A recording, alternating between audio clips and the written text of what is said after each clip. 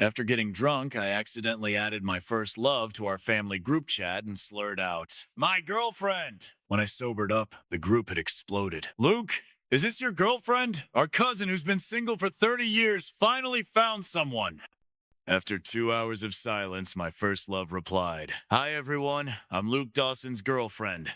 I blacked out and slept until the next afternoon. The alarm woke me up, and I found 99 unread messages on my phone. Over 80 from the family group, 10 from my mom, and the last 5 from school beauty Jessica Miller. I sobered up instantly. I opened Jessica's WeChat and just sat there frozen on the couch. Did you add me to your family group by accident? Me? Since when am I your girlfriend? Why aren't you answering voice calls? Your parents added me on WeChat. What do you want me to say? Anyway, I said something in the group. Call me back when you're sober. I'm doomed. I was that shameless while drunk, and I didn't reply to Jessica all night. She must be furious with me. I opened the group chat, one big loving family, and stared with my mouth open. Last night around 10, I had pulled Jessica into the group and even sent a voice message saying, "Stop calling me single. This is my girlfriend." Then I passed out, only to wake up to chaos in the group. My uncle sent 10 congratulatory emojis in a row. My younger cousin tagged Jessica and me, teasing, "Hi, cousin-in-law. My bro's so sneaky, just now bringing you into the group." My little cousin sent a voice note. "Cousin, you've got a girlfriend now, and my brother's still stuck in single-player mode." My aunt said with a chuckle, "This girl is really pretty. She and Luke make a great pair." My dad sent a smiley face. My mom followed with a bunch of welcome gifts and a voice message. Oh wow, this kid finally did something right. "Hurry up and introduce her. Where is she?" "Yeah, you pulled her in, but don't even say anything. What's that about?" Then after 2 hours of silence, Jessica responded, "Hi everyone, I'm Luke's girlfriend." Luke had too much to drink, so don't worry if you can't reach him, he's probably passed out. My mom immediately sent a smiling emoji. My cousin teased, "Officially jealous of my cousin for the nth day in a row." My dad laughed and said, "This kid, always hiding things." Tell you what, let's celebrate Luke being off the market with a dinner tomorrow night at my hotel. Everyone's invited. I had just finished reading all that and was about to explain things to Jessica when my mom called. "Luke, I added your girlfriend on WeChat last night. We had such a nice chat." "Mom, I made a mistake. Delete her right now. Who's the group admin? Kick her out." "She's not my girlfriend," my mom snapped. "What the hell are you talking about, you little brat? Did you do something to her? I swear, I'll smack you. Jessica's such a sweet, polite girl. Go buy her flowers and apologize, and bring her to the dinner tonight. And listen, your grandparents were brought into town by your second uncle just for this dinner. The whole family's waiting. Your grandma even said she wants to give Jessica the family's heirloom gold bracelet. You'd better show up. Don't you dare embarrass me." Before I could explain, she hung up on me. "Great. Grandma and Grandpa are here. This has gotten way out of hand. Last night was our 6-year class reunion, but all anyone talked about was Jessica the class queen, who had vanished for 6 years because she surprisingly RSVP'd. I heard Jessica married Jason Smith right after college, the rich guy who'd been chasing her for years and moved abroad. My hand, holding the chopsticks, suddenly went limp. Jason? Rich my ass. A friend told me all those luxury cars and watches of his were rented. Even that 30 square foot villa was just a model home. Didn't they settle overseas? I even saw a post of Jessica flaunting her massive diamond at the wedding abroad. I gave it a like. I frowned and popped a tiny chili into my mouth. My friend lives abroad. Jessica did marry Jason there. But did you guys know? The big mouth sitting next to me waved everyone closer, cupped his hand over his mouth like he was telling a secret, and loudly whispered, "I got the inside scoop." Word is, Jason got himself a sugar mama overseas. That's how he had the cash for the wedding and mansion. And he got caught red-handed by Jessica, so she divorced him and came back. Apparently, Jason took all her money and even tricked her into racking up a mountain of debt. Maybe she came back this time to hunt for a rich bachelor. Big Mouth suddenly looked at me. I froze, staring at him in disbelief as I spat out a mouthful of chili mush like I'd lost all sense of taste. A classmate nearby gasped, "No way! That juicy?" Back in school, Jessica's family was just average. She fell for Jason exactly because of that fake rich persona he sold. I couldn't take it anymore and snapped. Where are you getting all these overseas friends from? Stop spreading rumors! Big Mouth rolled his eyes, plopped his chubby arm around my shoulder, and teased. Come on, Luke. It's been 6 years still hung up on her? Jessica dumping you was her loss. I'm just standing up for you here. You've been low-key all this time, huh? I heard your family's recycling business even went public. That makes you the real rich kid. Not like that poser, Jason. Too bad Jessica couldn't see your worth.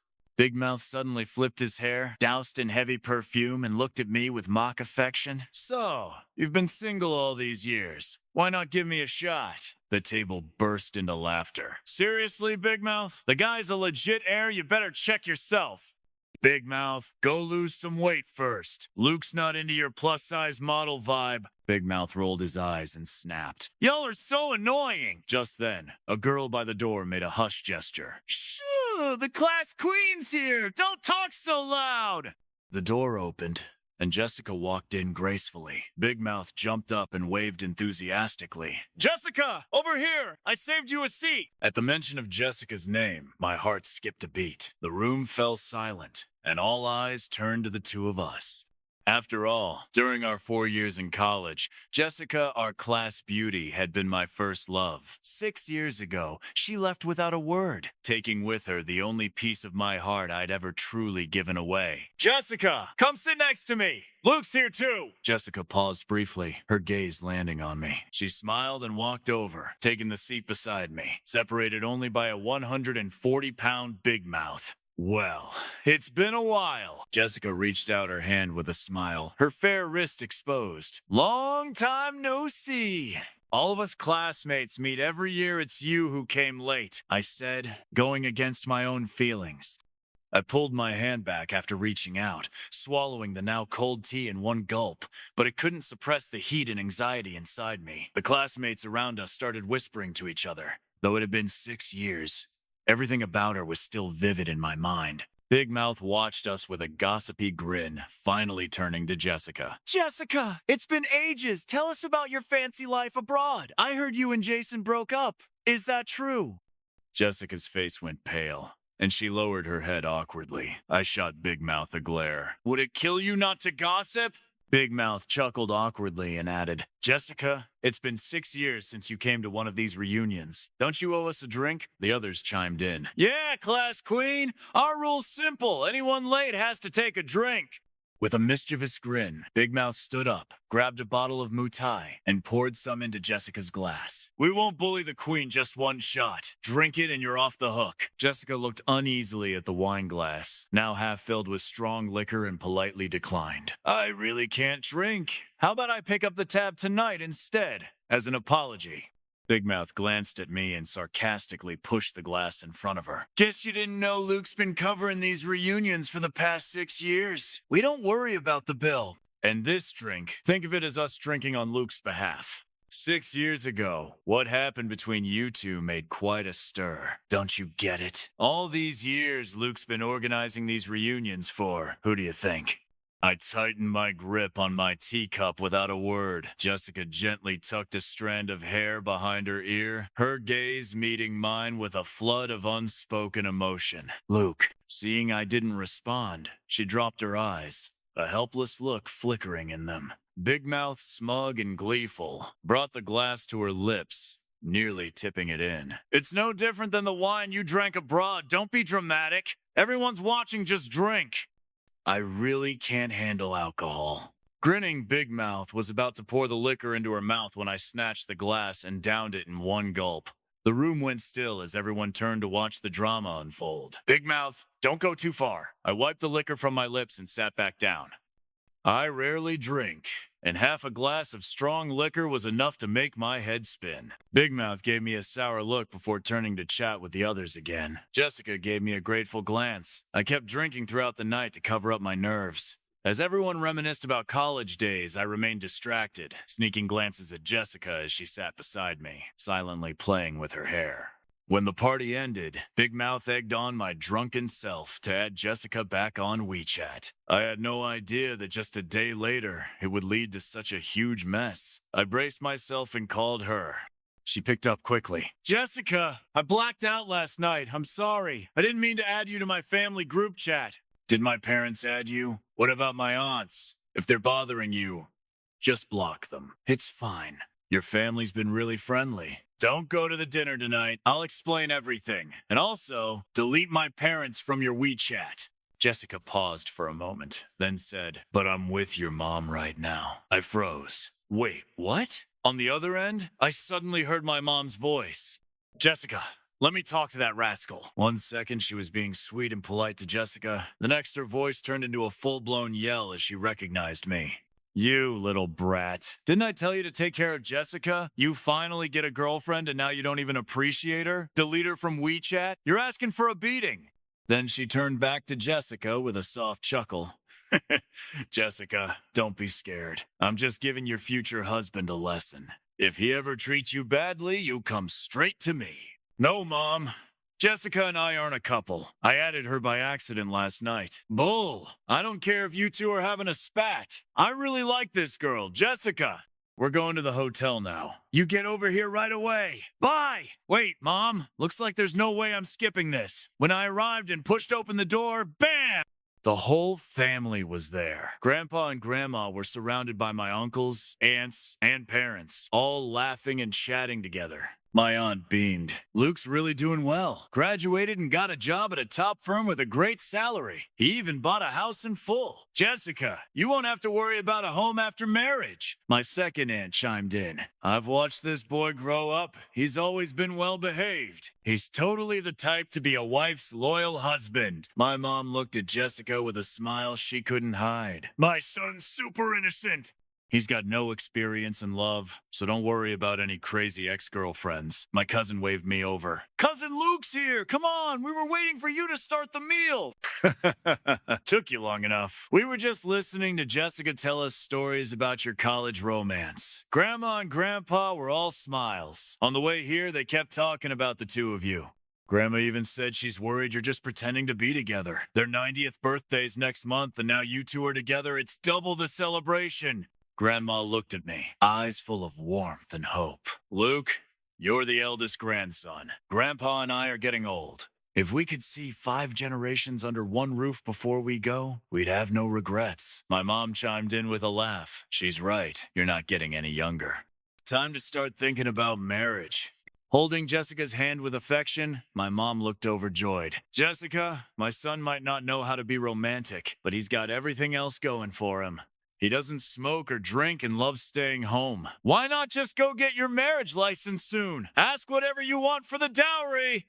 My cousin added, exactly, sis-in-law. For my aunt, sports cars and villas are no big deal. My cousin walked over and poked me on the shoulder, teasing, looks like she's still hesitating. Haven't proposed yet, have you? Girls care about those moments, you know. You better plan something nice, or she'll be disappointed.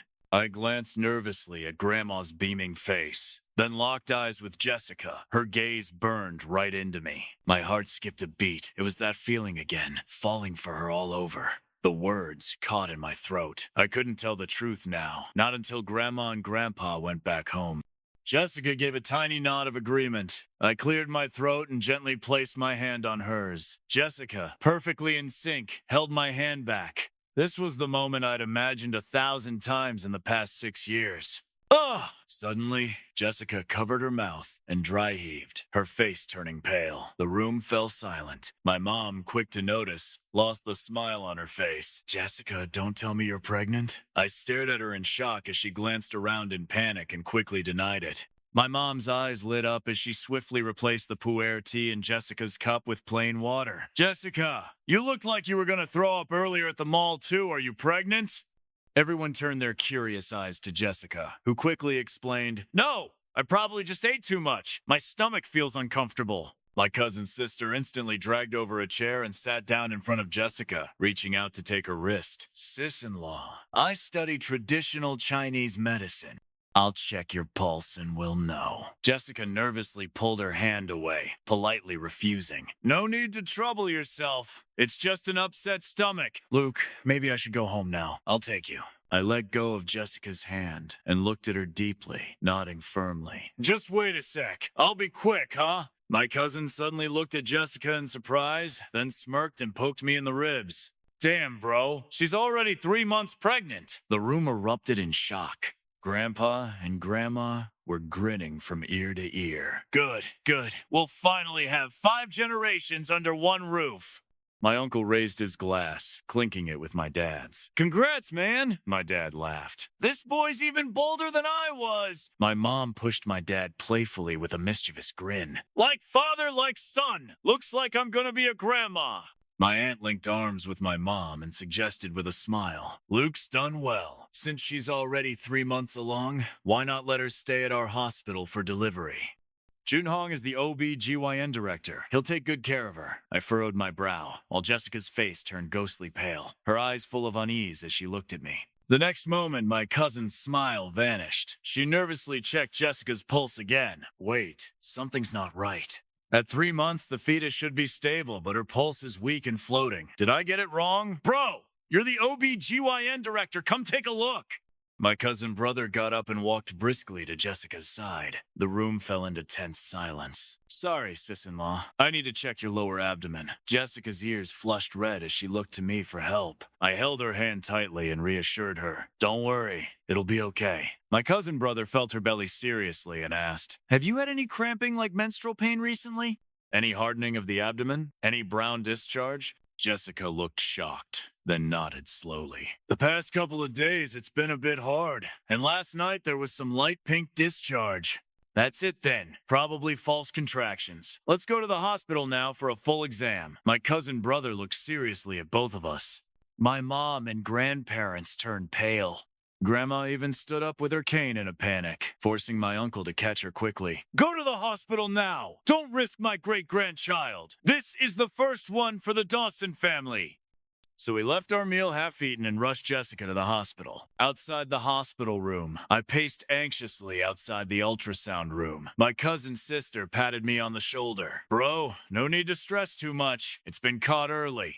She just needs bed rest. The door opened and my cousin brother came out first, smiling again. All good. Her progesterone's a little low, but we can supplement that. Grandpa and Grandma are too old to wait around here. Mom, Dad, take them home to rest. The room relaxed a little. Before leaving, Grandma grabbed my cousin brother and asked urgently, Did you check? Boy or girl? My cousin brother cleared his throat. After seeing our parents off, he turned to me with a serious face and said, Bro, I need a word. What's going on with you and Jessica? This isn't her first child, right? I froze, stealing a glance at Jessica still lying in the ultrasound room. I pulled my cousin aside nervously.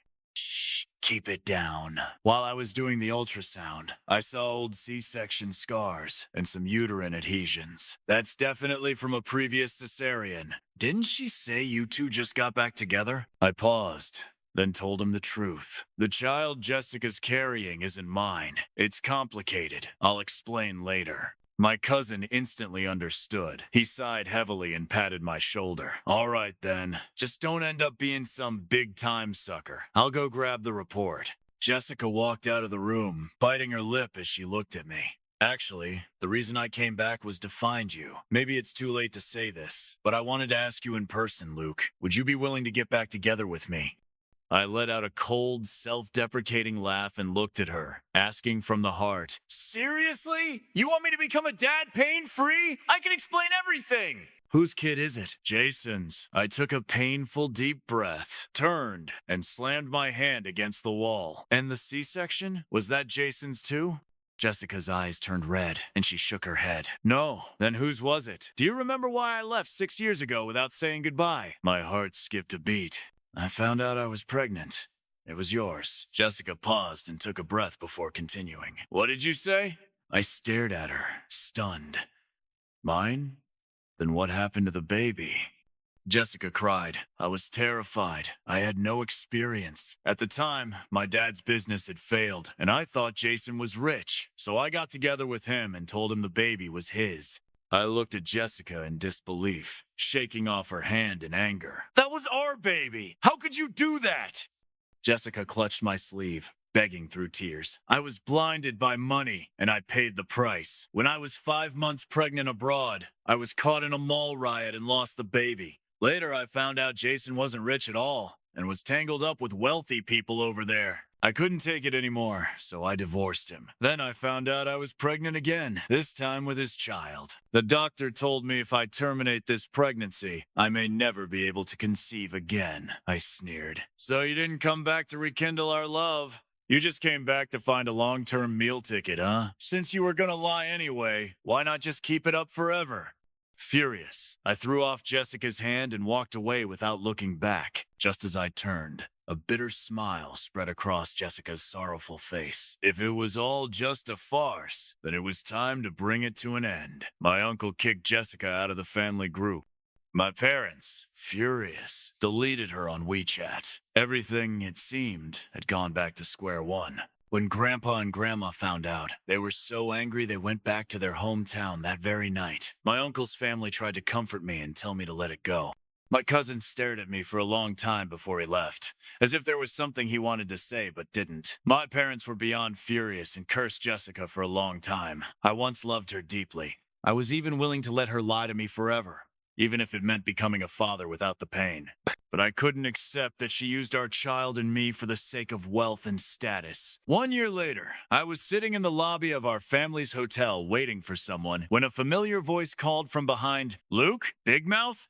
I turned around and saw her once. So chubby, we used to joke she looked like a life preserver. Now curvy and stunning in a tight black dress and high heels, arm in arm with a broad-shouldered man. "Do you know what happened to Jessica?" she asked. I was slightly startled, but quickly answered indifferently. No. Her expression darkened. She turned to send her date away, then sat across from me, and after a pause, said, "Why are you always the last one to know the truth?" I frowned. "What truth?" "She died. Stomach cancer. It's been a year. Everyone from school was invited to her funeral except you." Jessica's pale face flashed through my mind.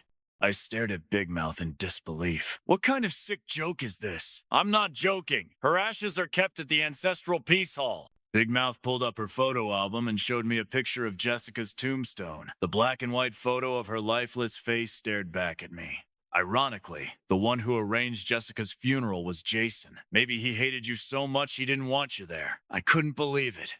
My cousin had said she was pregnant. Shouldn't the baby be born by now? How could she have died of cancer? My mind went blank. I shoved Big Mouth aside, jumped in my car, and sped to the hospital. When I saw my cousin in the clinic, I grabbed his collar and dragged him out of the room. My heart was pounding. I needed answers. People nearby stared. "Bro, what are you doing?